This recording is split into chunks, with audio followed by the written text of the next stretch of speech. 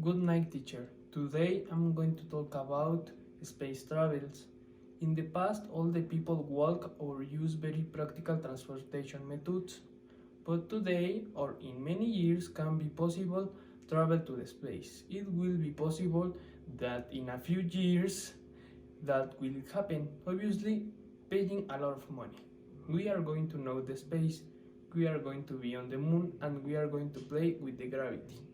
In the past, people believed that going to space was impossible. They were playing with toy cars while we were playing with rockets. All this because a few days ago, SpaceX made a trip to the space. Years ago, they didn't know the space or other planet. Now we know the solar system and all the planets that it has.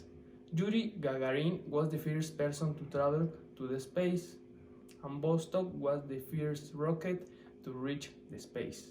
Now there are more rockets than cars. In the past, we were playing with rockets and now we use them. Thank you.